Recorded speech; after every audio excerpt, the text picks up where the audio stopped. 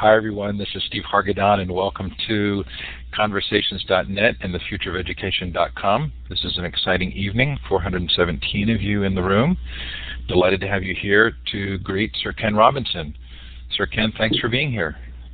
It's a real pleasure, Steve. Thanks for asking me. Well, much appreciated.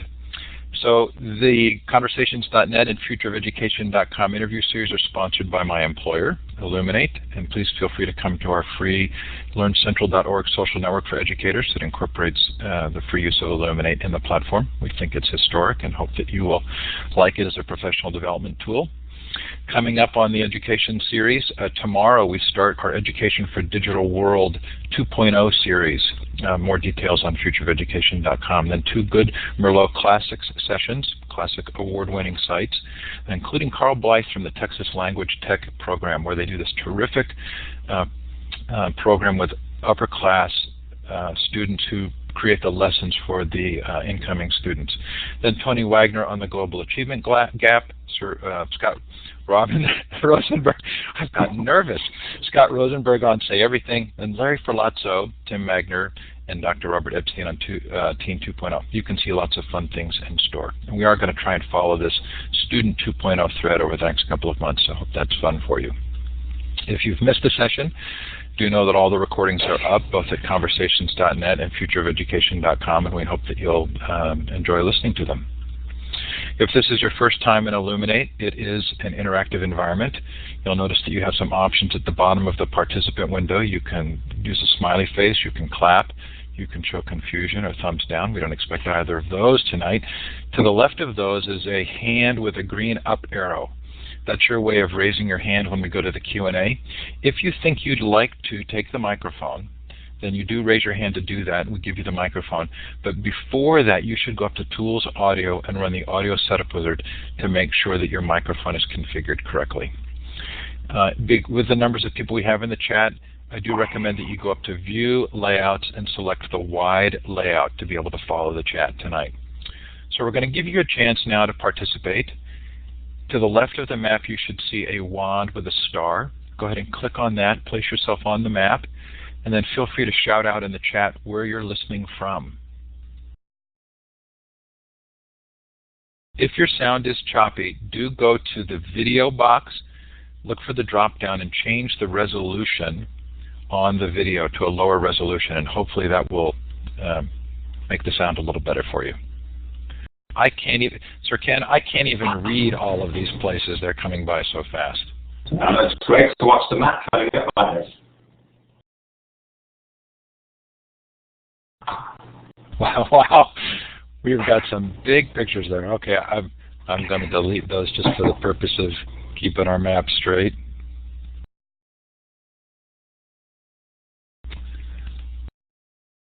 Okay, sure, a lot of fun to have everybody here. It's like a telethon. Like a telethon, Terry?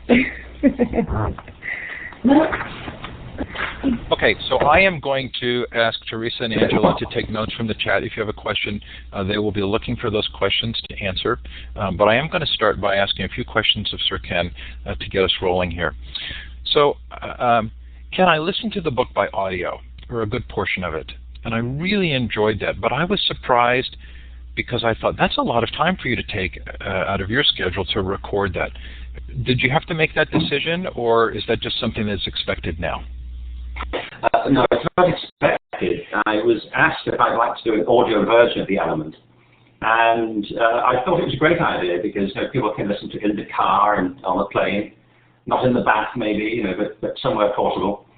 But when the idea was put to me, I thought, well, who else would read it? It's a very personal book in some ways. It tells stories that are very personal to my life, and I wrote it in my voice, so I thought it was best I should read it, and I enjoyed doing it. The thing is, I spent 3 days in an audio booth in Connecticut doing it. It should have taken 4 days. I only had the 3. And this audio booth is about the same size as one of those portable toilets, that you get at a festival. So it wasn't altogether a comfortable experience, but I was pleased. It was a good experience to have had. Well, I want you to know that as a reader or a listener, I really appreciated hearing it in your voice. So we're getting some concern that people are having bandwidth issues, and what that does is it reduces their audio. So Sir Ken, can I ask you to actually reduce your audio output? Just go to that same box and switch to, say, medium grays, and that should improve the audio experience for those who are listening. Okay. Really appreciate that. Like that? Well, we'll see. And if anybody's still having problems, just let us know, but it looks like it's getting a little bit better. So one of the things I loved about the start of the book was that you showcased 3 very different individuals, including someone in a pretty traditional career. And it kind of led the book off with a sense that this is not necessarily touchy-feely, that this is a pretty serious and important topic. I'm assuming that was by choice. And have other people responded positively to that way of starting? Yeah, I mean, tell me if the sound's still okay, Steve. Just interrupt if it's not. But the original idea for the book was that it would be mainly stories about people's lives, because I've thought for a long time that most people don't really find the thing they love to do with their lives. They endure the work they do rather than enjoy it. And I wanted to show in the stories that we chose for the book that this is a set of principles that apply across every type of work. It's not just about the arts, although they're important. It's in all different types of work. And the stories are there not because they're meant to be examples for other people to follow, but because they suggest principles that people can apply in their own lives. So the stories are really central to the whole strategy of the book.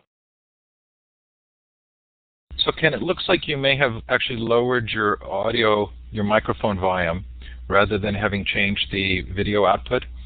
So if you go to audio, just raise your audio volume just a little. Right. Maybe about the middle. That's terrific. And then okay. At the bottom of the video box, you should have a drop down where you can choose medium grays. Yes. And go ahead and choose that, and we'll see how it does. Okay. How's that? That's terrific for me. We'll let the chat people let us know. So I did love the fact that the book was much in story format. And for me, it helped to kind of bring me into that world, knowing that there may be some natural reluctance to kind of make this mental shift. The story after story after story kind of encouraged me more and more to kind of dive into this world. How big a paradigm shift is this for most people? Well, I think it's a big shift for systems. One of the themes that runs through the book is the implications of the arguments of the element for education. And that's a big shift because the current education system is locked in a very old way of thinking, particularly about human talent and ability. But I think it's also difficult for people. People make all kinds of excuses not to do things that they love to do.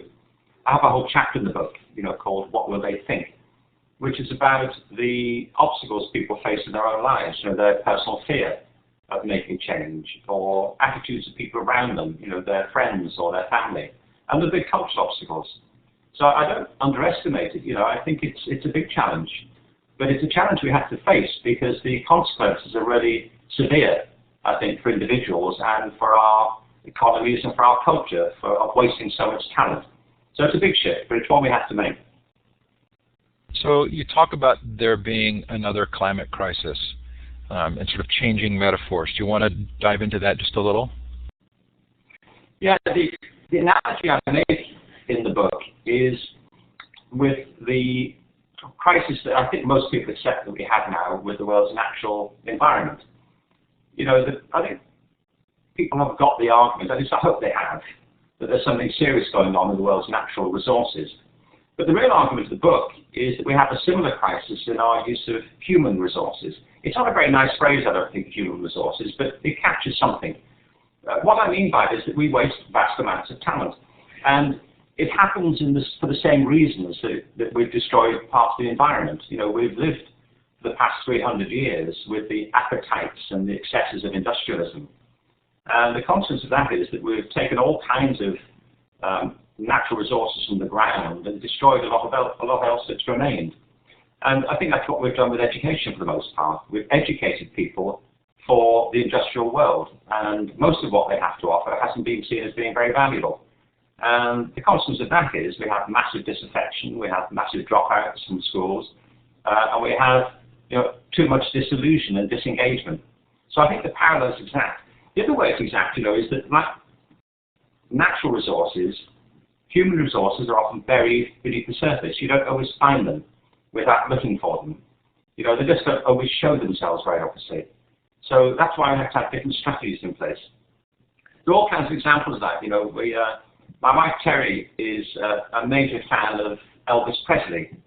I can't exaggerate really the extent to which that is true, as a matter of fact. And we were watching a great movie recently about the life of Elvis Presley that was made by some friends of ours, Michael and Carol Rose. And one of the things that came out from that is that Elvis Presley, when he was at school, wasn't rated as a singer. He wasn't allowed in the Glee Club at school in Tupelo, Mississippi. The other kids said he would ruin their sound. This is Elvis Presley, like the greatest rock singer in history. Well, we all know what Great High Glee Club went on to. Once they managed to keep Elvis out of the way. But it happens in all kinds of settings, that people's natural talents don't show themselves without the opportunity being provided and without it being valued in the right way. And that's why it's a big shift in education. We have to think differently about people. So your TED Talk was in 2006, and it feels as though culturally we have to kind of negotiate ideas, we have to kind of figure them out, and they take time to seep in. Do you have a sense that now in 2010 we're a little bit more ready for that message than we were in 2006? Well, that talk was in 2006, and it's been downloaded over 4 million times, and I think over 300 countries. So it's obviously resonated in a big way. I mean, by the way, before I get too carried away with that, my daughter, Kate, pointed out to me a while ago that there's a 90-second video on YouTube of 2 kittens that seem to be having a conversation. And that's been downloaded 25 million times. So I'm not getting carried away here, Steve. I think if I looked a bit cuter, it might have had a bigger impact already. But it has resonated with people then. And by the way, the stuff I'm arguing for, I haven't invented this. I didn't make it up, and it's not new or recent. There's a tradition behind the things I talk for in education, in holistic medicine, in holistic psychology, which goes back to 300 years, and actually in some respects into antiquity. I think really what I'm doing is I'm just being the messenger for this in this latest set of circumstances. And I feel that very powerfully. But I think things have shifted. I was back at TED this February. I was asked to go back and in a way pick up where I left off. So I have a new TED Talk that's coming out in about a week or two, I hope. And I do think that things are shifting. You see, the analogy with the green argument is very important to me. Even 10 years ago, people weren't taking the green argument that seriously. Some people were, but it wasn't in the mainstream of politics. It wasn't in the mainstream of how corporations thought. It wasn't in the mainstream of most people's lives. It was still seen as a kind of vaguely hippie thing, or a set of ideas that left-wing intellectuals had embraced, or vegetarians. Well, they all still embrace that. But now, the idea has taken root. And it's partly, I think, because of the work of people like Al Gore. It's partly the impact of documentaries like Inconvenient Truth and 11th Hour. But whatever the cause is, there's been a shift in sensibility.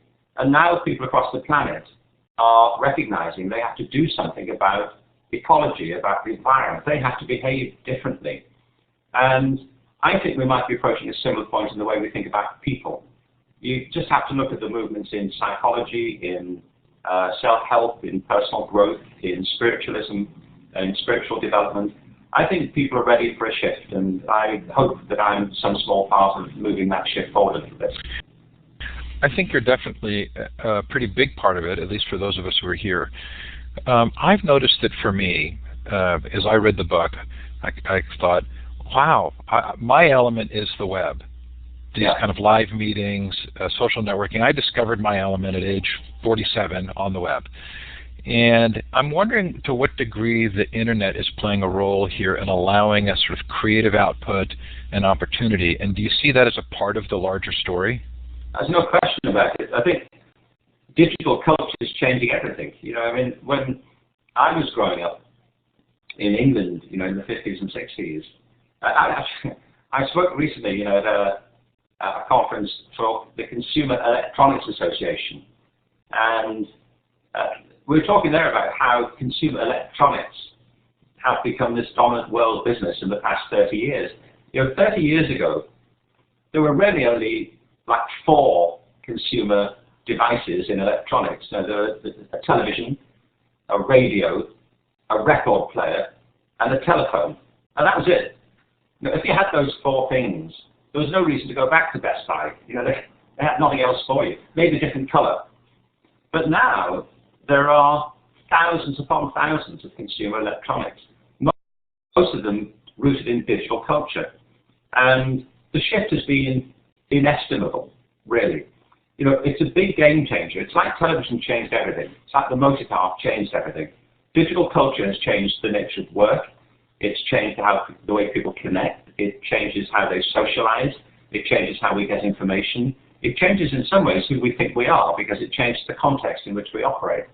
Now, it's not clear yet how it's going to play out, and it will not stop anytime soon. It's getting faster and more pervasive. But it's a big piece of it.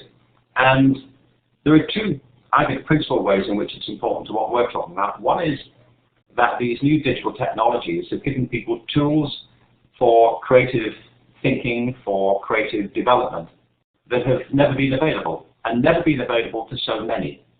So I can see all around this massive kind of avalanche of new creative development and new creative thinking. More and more people are finding outlets and tools here that they can use. And the second is, it's helping people be connected in a way that they never could before. What's not clear yet is whether all this connectedness will lead to more depth in relationships, and whether all this information will lead to more wisdom.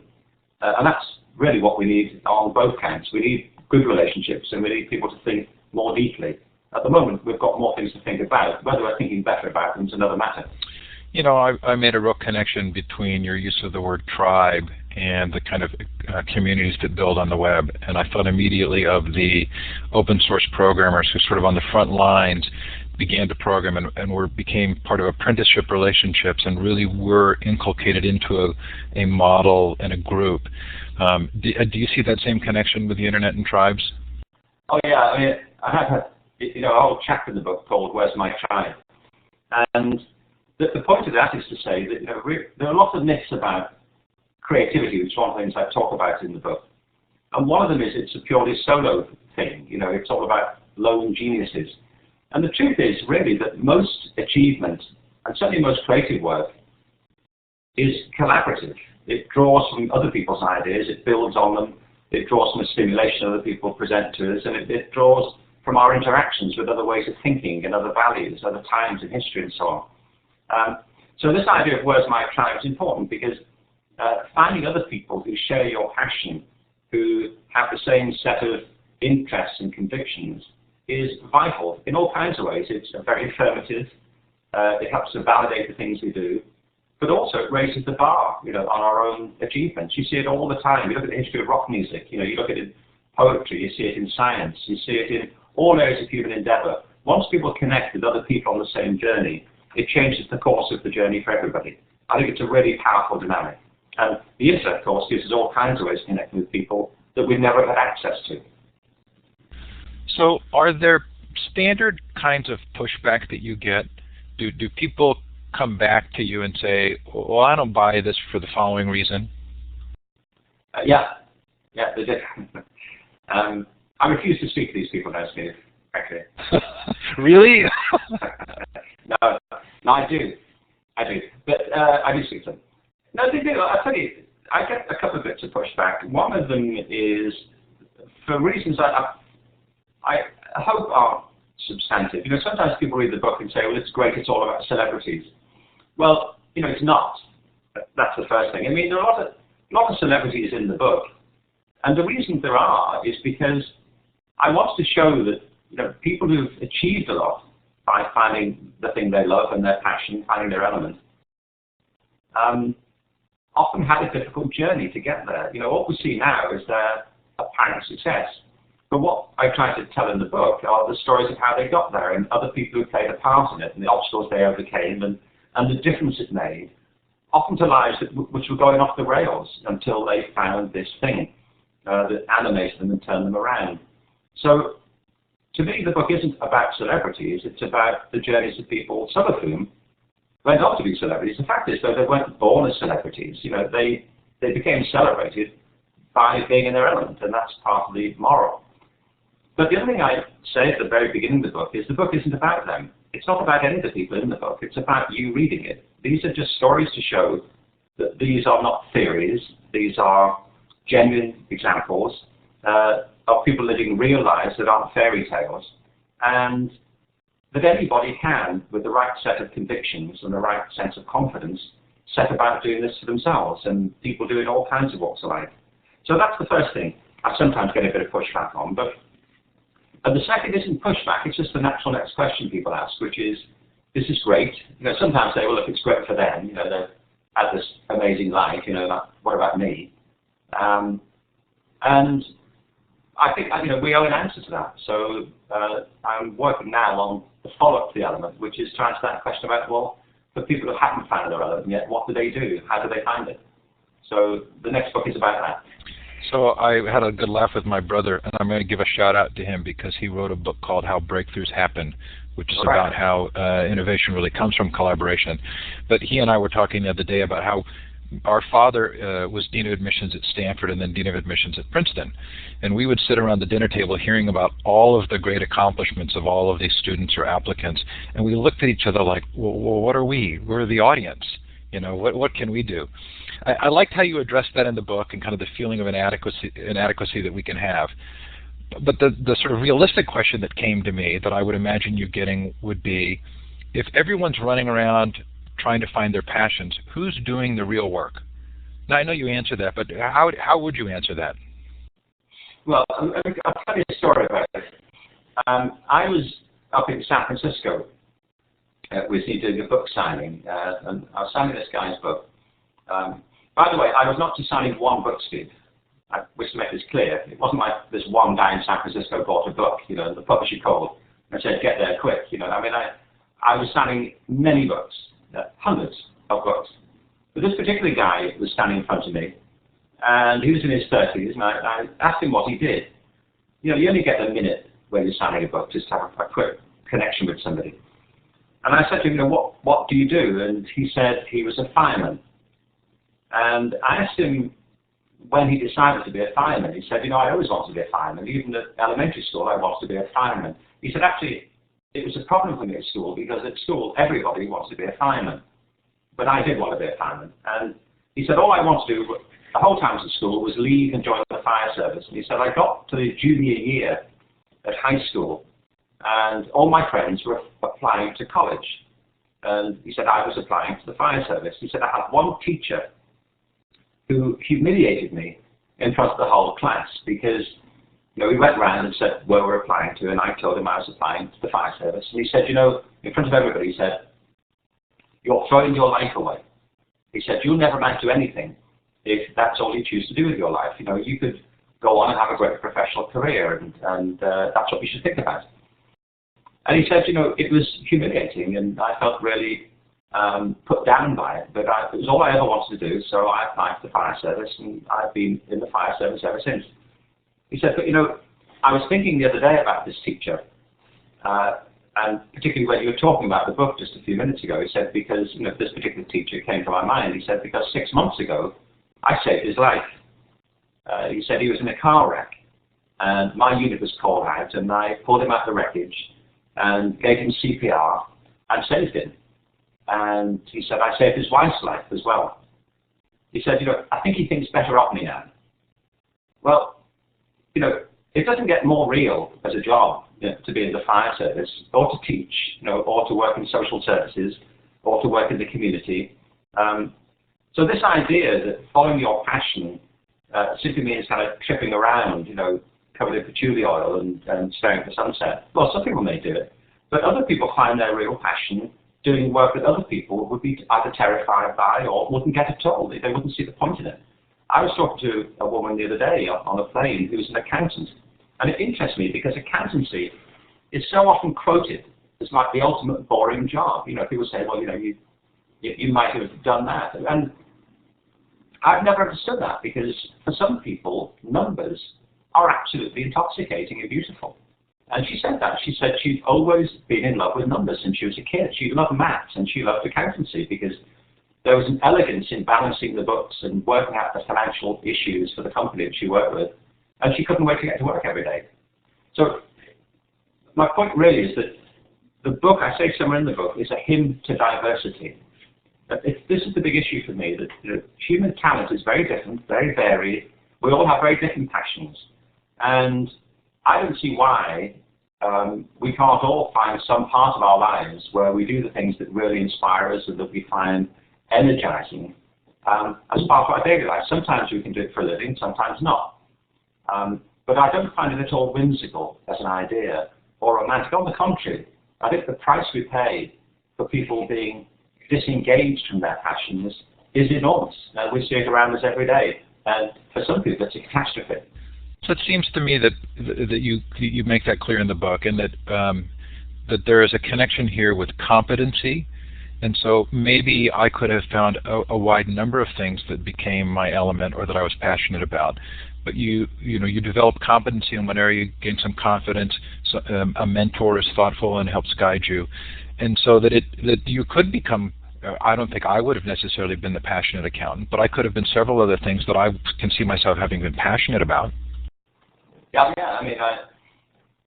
I always keep saying this. I'm not legislating here. I don't think people are limited to one. It's not like rations. I know some people are really passionate about several things and find it hard to choose. And I say, well done. Just keep going, and maybe there'll come a point where one thing will dominate the rest. But if not, well, good luck to you if you find lots of things you'd love to do.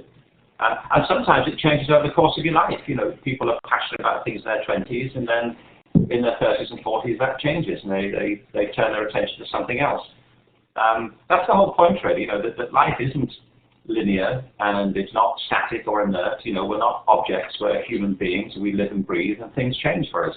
And sometimes people come to a passion later in their life that they had turned away from earlier or thought they couldn't make anything of or make any sense of, and that becomes their abiding passion for the next phase of their life. So you're right. If the internet hadn't come along and you weren't able to do the things you're doing this evening, I don't suppose you'd have just spent your life wandering around parking lots, not knowing what to do with yourself. You'd have found something. But it is about that. It's about making the connection between you and your circumstances and finding where those matches are. So you make a connection in the book between different ways of measuring quality or assuring quality, and one is the fast food restaurant and the other is the Michelin Guide. Is there a deeper level at which we're afraid of passion because it makes things less systematic, that the moment we dive into this world we recognize that it's going to take a little bit more work on the part of those who are responsible? Well, I think some people are frightened of engaging with their real interests because they're not quite sure where it's going to take them. But I think it's important that we get this message over. It's important in various ways. I think it's essential for personal fulfillment that we do things that we find energizing. There's a big argument in the book about this, about energy, and one way to think about it is that some activities give you energy and some take them from you. Human energy isn't static and it's not limited. If you do things that you love to do, you can be physically exhausted by it, but spiritually uplifted. If you do things that you don't love to do, you can be physically stable, not worn out by it, but spiritually depleted. And I see this all the time. People get to the end of the week doing things they don't like, and they're just kind of empty spiritually. But other people do things they love to do, and they could, it's that thing, I could have danced all night, if they could have just kept their energy, if their physical body held up a bit longer. So one way of thinking about the book is it's a spiritual argument. Spiritual in the sense that all life is essentially energy, and it's about our internal spirits, how our spirits connect with other people, that determines the course of our lives or the quality of our lives. So I think it's essential from that point of view. It's also essential from a social point of view, because if you have large numbers of people who are disengaged from any sense of purpose, who feel spiritually empty, if they feel disconnected, it creates all kinds of problems for them and for the people around them. Because we live in communities in the end. We don't live on our own. We live as part of networks. So I think there's a major social argument. It's one of the reasons I say that there's another climate crisis. You look at the numbers of people being incarcerated, the numbers of people who are trying to get out of the way they live, either through drink or through drugs or whatever they do, just to take themselves away from their current anxieties or the way they have to live at the moment. You look at the numbers of people who are, I live in California, where famously the state government is spending more money, projectedly, on the state prison system than on the whole of public higher education. It's a ridiculous conception. But it's also vital economically, because the world is changing so fast technologically and economically that the only sure way we can invest in the future is to invest in ourselves, invest in our own talents. We can't predict what the future will be, but we can at least raise our own game, our own confidence, our own competencies, so that we can engage in it, whatever it turns out, and whatever it throws in our direction. So, the book begins with a whole series of stories about individuals, but in the end, it's a collective argument, not just an individual argument. And I think the strategic implications are really quite profound for the way we run companies and the way we run our schools. Yes, for those of us who are interested, particularly in education, it feels like the book really sort of starts and ends with education. Did you feel that way in writing it?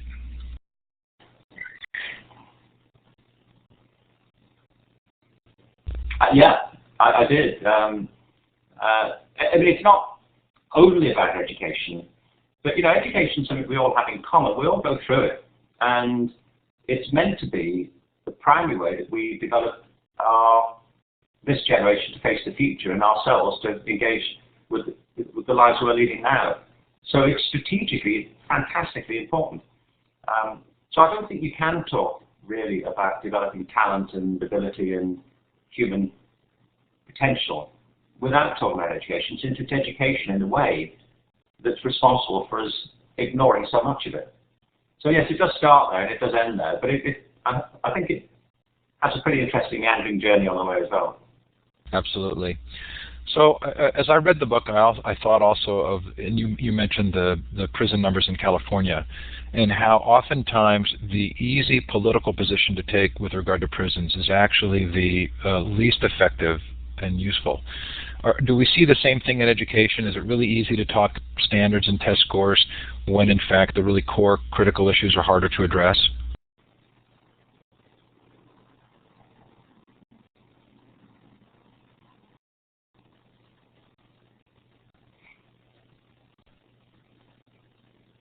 Yeah, I think it is. I would say I'm not against examinations. I'm not against testing. I'm not against standardized testing. All those things have a role. Nothing I'm arguing for is an argument against accountability, and I've written a lot elsewhere, about how companies can be more accountable for the work they do in innovation, and particularly about how schools should be made more accountable in the work they do. It's about a whole nest of issues. I've run, international projects around this stuff and developed strategies for governments on how you can promote creativity and make it more accountable. And none of it's to say that there shouldn't be testing, and none of it says that there shouldn't be standards and that there shouldn't be an agreement about the curriculum. The problem is not the fact of standardized testing. It's the way that standardized tests have become the dominant culture of education. And we should be clear about it. This is a multi-billion-dollar industry. Testing is a major sort of gold mine for all kinds of companies, and a lot of it doesn't have very much to do with education. I've often said this, I can't think there's a kid in the world who gets out of bed in the morning wondering what they can do to raise their country's reading standards. Education is very personal. It's about individuals and how they think and what they feel, and there's no way around it. You cannot improve education as some kind of abstract idea without understanding that you're dealing with people and how people think and feel and their motivations, their aspirations. And that's the primary task, is to engage people so they are excited about learning, so their imaginations are stimulated, so they find what's happening to them relevant, so they feel that they are important, so that it speaks to them individually. And if you do all of that stuff, yeah, I mean, by all means have some standardized tests to see how they're getting on. I've often said this, you know, if I have a medical exam, you know, and have a blood test, I want some standards applied. You know, I want to know what my cholesterol level is compared to yours and everybody else's. I don't want my doctor to tell me it's on some scale made up in the car, you know, like my cholesterol is what he calls level orange. You know, I don't know that. I mean, I want the numbers. But a good doctor doesn't stop there. They interpret the information and apply it to me. And I work out what I can do with the information. So it's not about getting rid of all forms of standardized testing, but it's certainly a lot to do with humanizing education and getting testing and accountability systems in their proper place in education, which is supporting the system and not suffocating it. Well, it felt to me as though all of the stories you told about individuals who overcame educational experiences that didn't really respect their gifts or talents could possibly have been told about the teachers as well. That both the students and the teachers in this system are not in a position to actually find their passions or to be in their element. Well, I think they are, honestly. I do think they are. We'll come on to that maybe. But you're right. I mean, I never speak in criticism of teachers. I've worked in and around education all my life, and you know, some of my best friends, you know, are teachers. I used to train teachers. I worked in universities. I've run courses for teachers. I've run workshops. I've run graduate programs for teachers. I've worked in schools with teachers. So, you know, I'm not knocking teachers. It's you know, it's the most honourable calling, and it's a great profession. And I know brilliant teachers and great schools. I also know bad teachers, and they shouldn't be doing the job. You know, I mean, I know great doctors, and I know bad doctors, and they shouldn't be doing the job either. They should go and find their element. You know, and not kind of impose themselves on hapless children who don't want to be in the room with them. But for teachers who love the job, then it's a great job to be doing, and often I see remarkable work being done. But you're right, they feel as trapped by this as everybody else. That's why I say it's not, the things I'm talking about aren't deliberate for the most part, but they are systematic. And the reason I say that is because education is a system. It's a mass system like manufacturing. It's like a mass production model. It was developed in the interest of the Industrial Revolution. I'm talking about mass public education.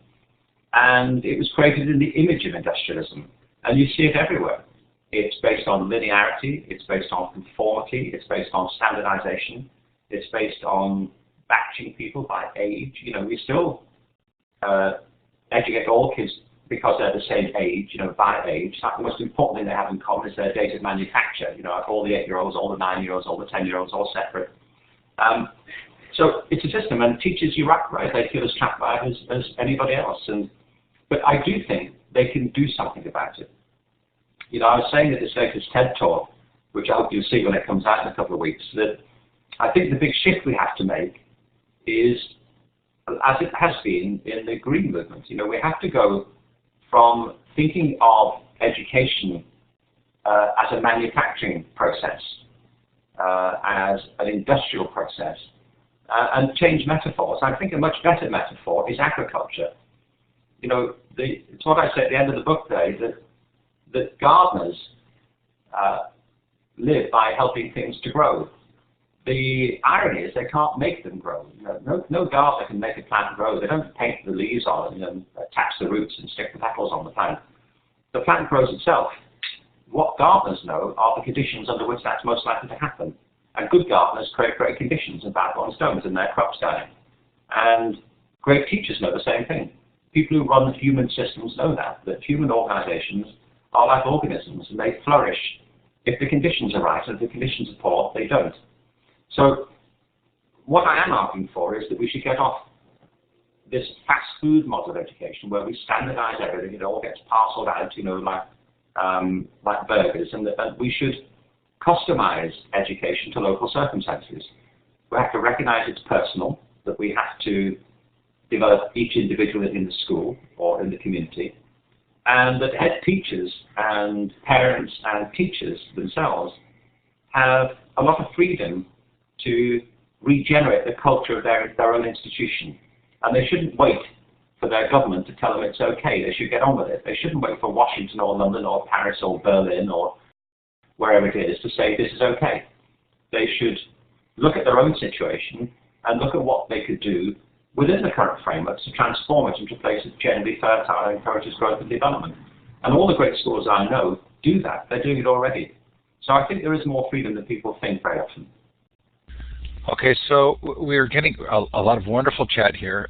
There was a little bit of a thread a few minutes ago saying, why aren't we being able to interact more here? So what would you like to ask the audience, Ken? And obviously a question that involves typing in the chat will be harder to follow, but if you wanted to ask a yes-no question, or how many here are actually educators themselves, the audience would like to be able to participate. So is there a question you could ask?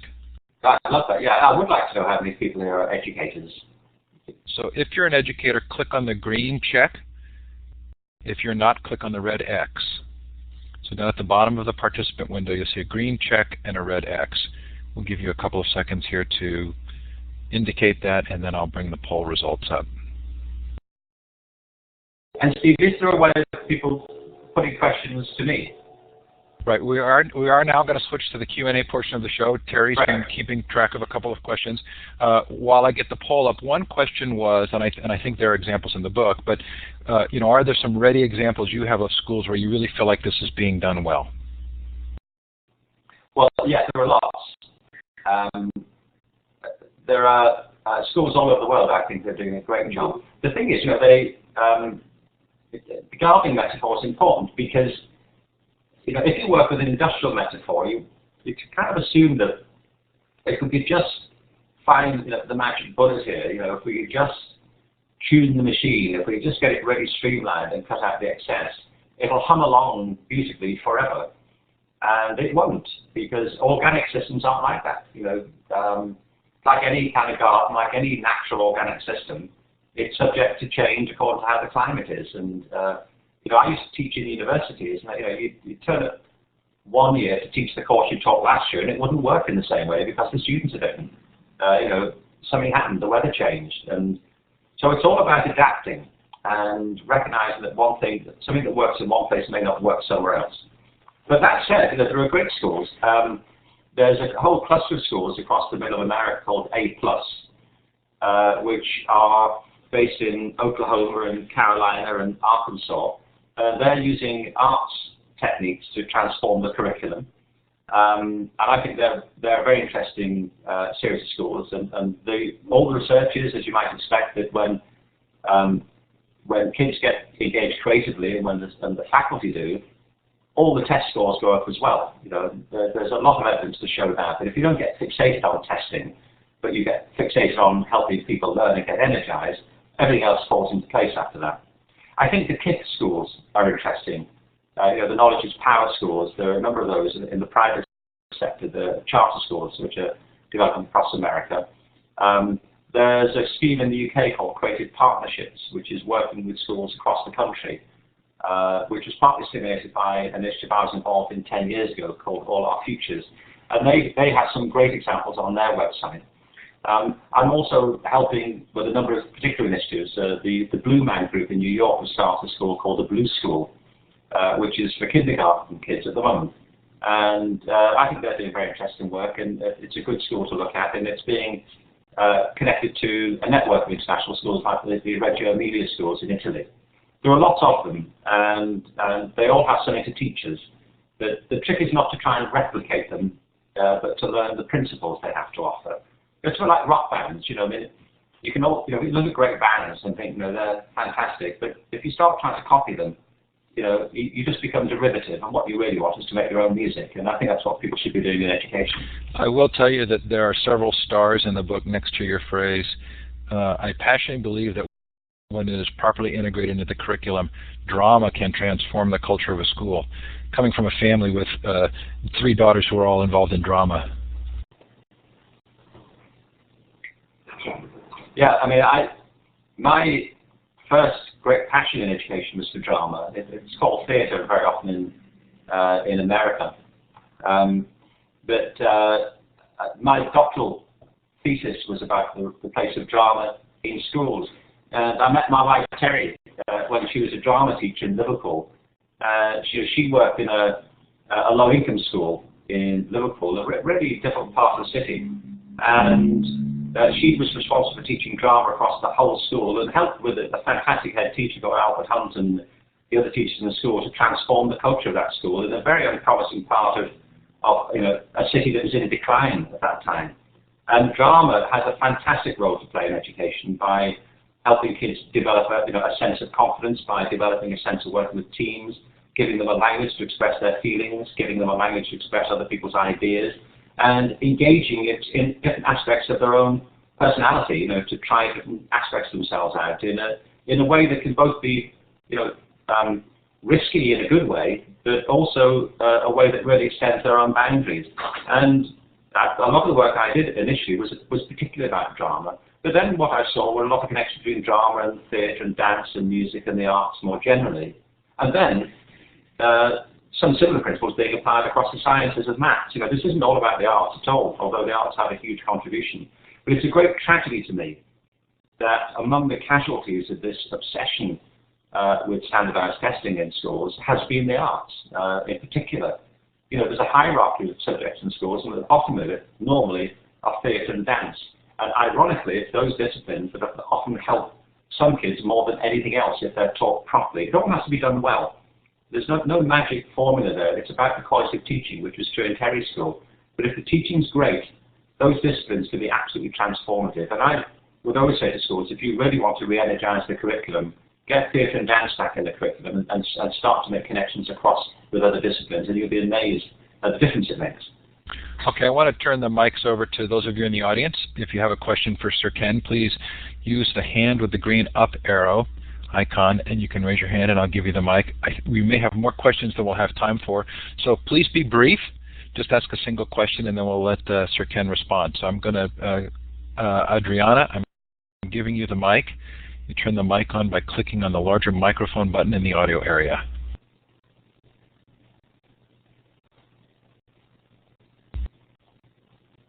If you haven't gone up to Tools, Audio, and Audio Setup Wizard to test your mic, you may not have success. So I'm going to move on now to Sally. And Adriana will come back to you if you come back. Sally, are you there?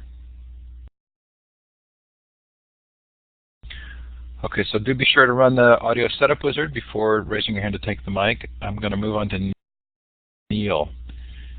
Neil, I've given you the mic. Would you like to ask a question?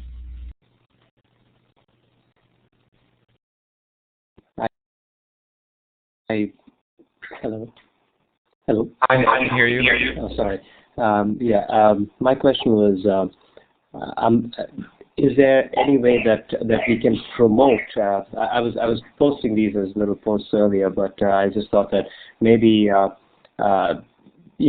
sometimes to be a little realistic also, it may be required to allow students to make the living that they need, maybe not doing something that they're passionate about, but at the same time promote the idea that you can do something that you really like and enable them to find that thing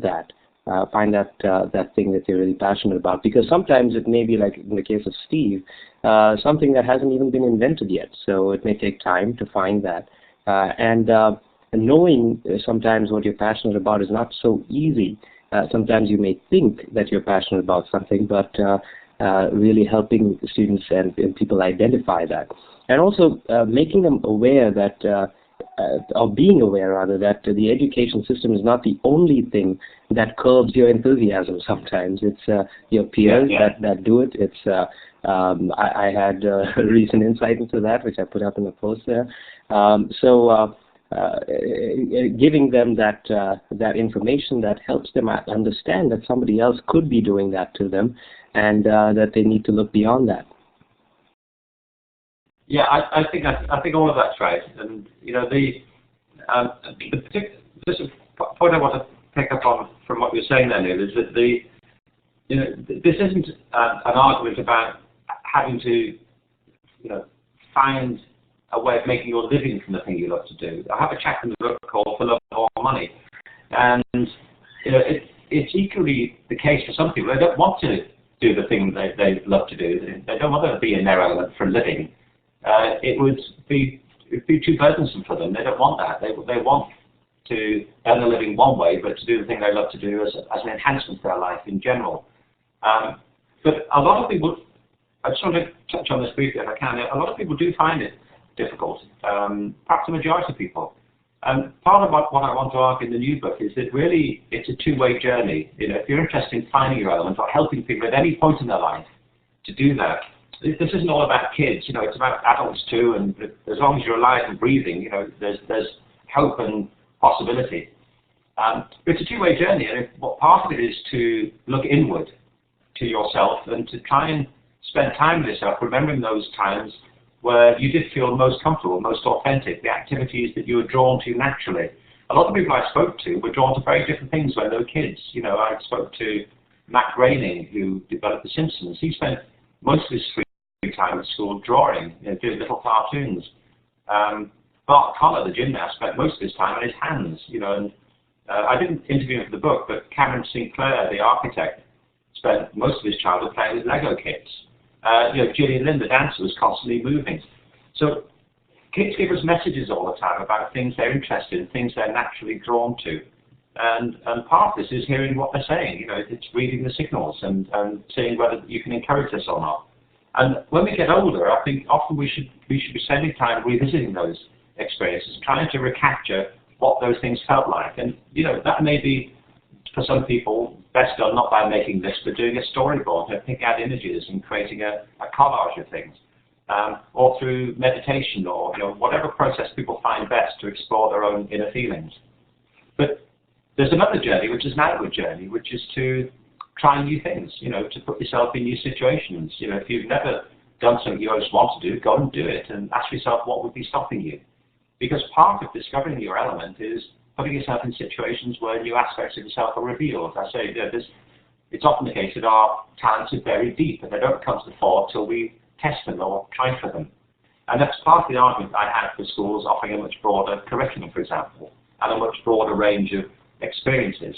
I spoke recently at a great organisation called the National Council for Youth Leadership, and they're based on the work of a great guy called Jim Kielsmeyer, who promotes service learning. You should check that out on the internet too. But that's a very simple idea, which is to not just promote abstract theoretical teaching in schools, but to get kids involved in practical projects. To get them involved in the community, to take them out of the school and get them involved in doing real things that have real benefits for people, but relating the broader curriculum to those activities. It's one of the powerful things about the arts. They're very practical processes. Putting a play on is a very practical piece of work, and it has all kinds of benefits you can't predict. So enriching and broadening our experiences is essential for finding your element, and you don't know where you're going to find it until you kind of broaden the search. So we've got 11 people who are holding to ask questions, and we have 3 minutes. So, Adriana, I'm going to give you the mic. Those of you who aren't able to ask a question, I did start a website yesterday called bookdiscussions.com, and I did put the element up on that site. So feel free to go there and actually continue the conversation at bookdiscussions.com. So, Adriana, did you want to try again?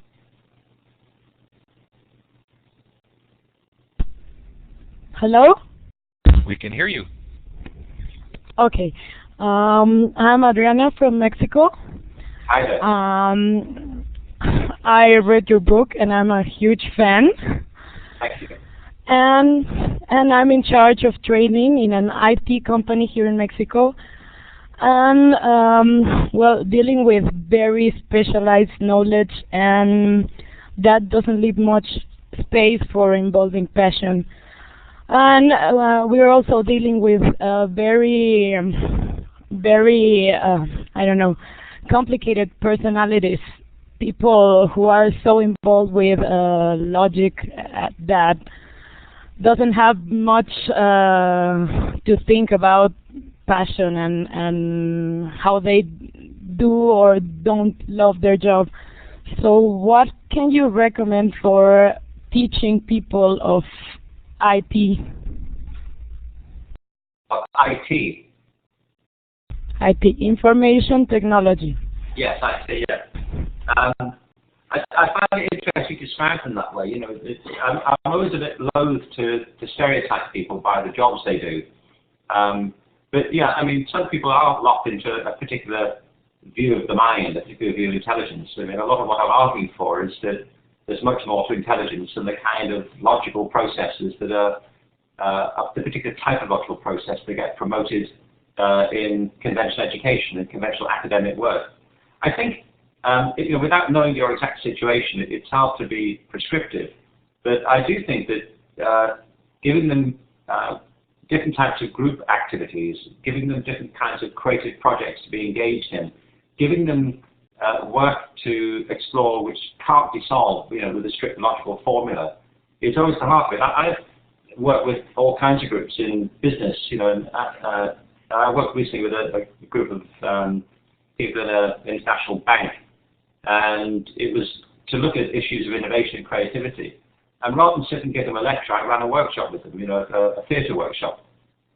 If you get people on their feet and moving around and get them to improvise, it's amazing how their mind shifts, how they go into a different mode of thinking. They're often terrified. I remember this particular group of bankers, that the most challenging they had to do was take their shoes off. I think they felt if they took their shoes off, they'd you know, be exposed in some dreadful way, but they did take them off. And at the end of 2 hours, they're all sitting cross-legged on the floor like a bunch of old hippies. It was very interesting to see it. I did a workshop a while ago as well with one of the Native American communities in Oklahoma, the Chickasaw. We spent a morning together, and one of the things we did there was not to just sit around the table talking, but to work in groups creating images of the future. If you get people to think visually, then again, it kicks their minds into a different mode. It makes them connect differently. So I think giving them different things to do, setting them different tasks, giving them creative challenges where they can't just fall back on their own way of thinking is often the key to get them to unlock their own creative power.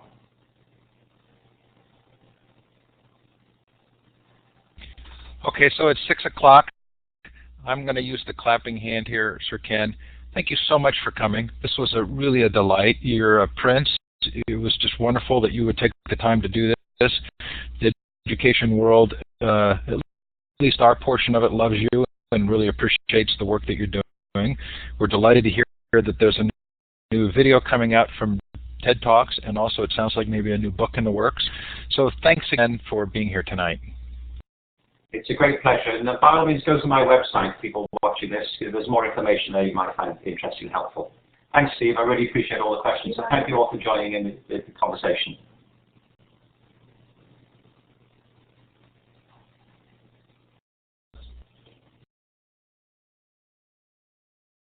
Thank you, Sir Ken Robinson. Thanks to those of you who've come tonight. We're sure glad that you were here. Please tune in again. The recordings for this show will be up within a couple of hours. Thanks to C. Bloom and Associates for the book sponsorship. They cover my book expense. And thanks to everybody at Illuminate and all of you for being here tonight.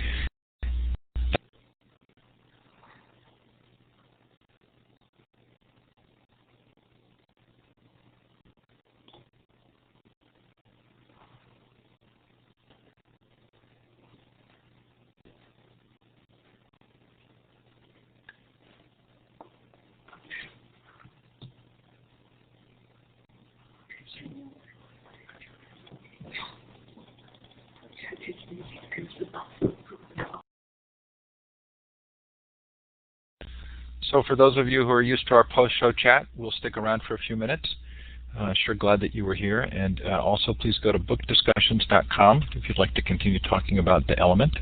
It's also a place where you can add your own book groups. So hope that's fun for you and that it makes a difference. And I've got about 15 minutes, and I'll hang out and see if anybody wants to take the mic or to comment on tonight's session. So we didn't get to the questions in the chat because poor Teresa Beffa lost her connection. I didn't ask Angela if she had any, but they would be good to put at bookdiscussions.com. Does anybody want to talk about anything at this point? I'm going to actually clear the hands because I think you were raising your hands to talk to Sir Ken. But if you'd like to raise your hand, you're welcome to. Carol, I'm going to give you the mic. Thank you. Can you hear me? Coming in loud and clear. Super. This is actually a question I had for Sir Ken, but I would like to ask it of anyone who's out there. One of the problems, or one of the challenges, is how do you empower educators to change their perception on creativity and innovation? I know there's a master's program at Buffalo State that's very well respected in the domain of creativity. I don't know of a PhD program, and generally if you're in higher education, we need that PhD in order to garner respect and have anybody listen to your ideas. And I'm wondering if anyone on the program or anyone listening in has any ideas about where there might be a PhD or further programs to help empower people in the education field to feel free to be creative and innovative. So I'm going to turn your mic off, Carol, because I get an echo. You can turn it back on if you'd like. But if anybody would like to answer that question, please feel free to raise your hand or put it in the chat. Looks like there are some responses. Lesley University, Walden, Cambridge. A PhD in passion, Angela Myers messages. She wants one of those.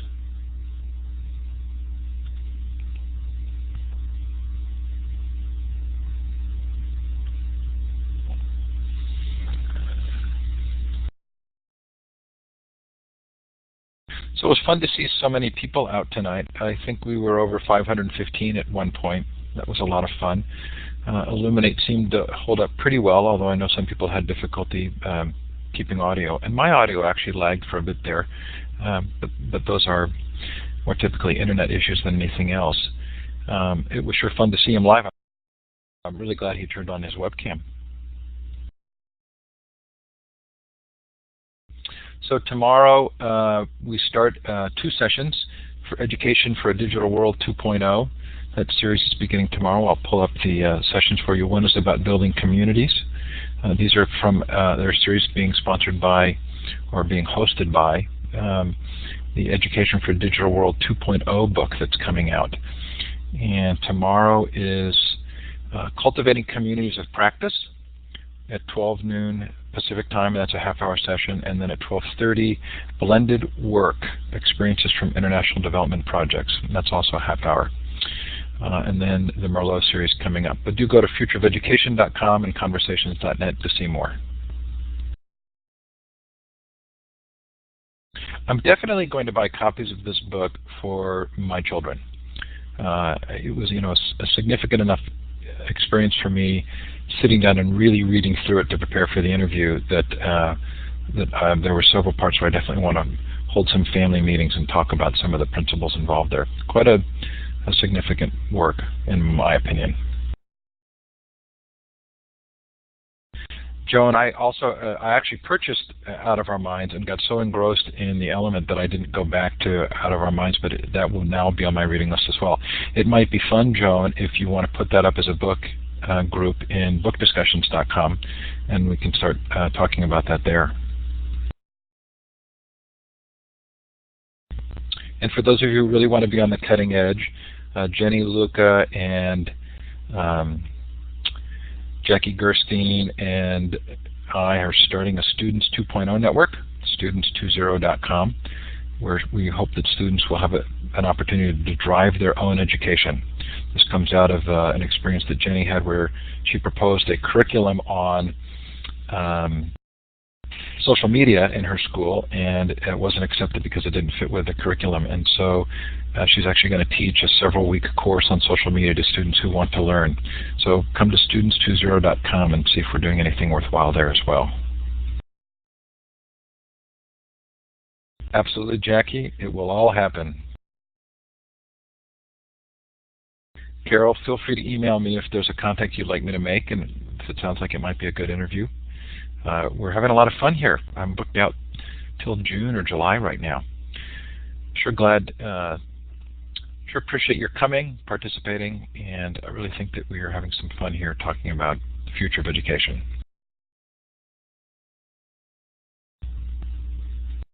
Yes, please send any suggestions for future sessions to my email address.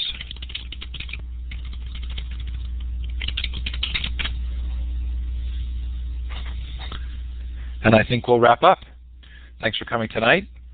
Thanks for participating. And if you don't mind actually leaving the room, we have to have everybody out of the room for the recording to process. If you don't leave in the next couple of minutes, you'll notice that I actually kind of bump you up. So nothing personal, just making sure the recording can process. Thanks for coming tonight. Have a great night or day, depending on where you are.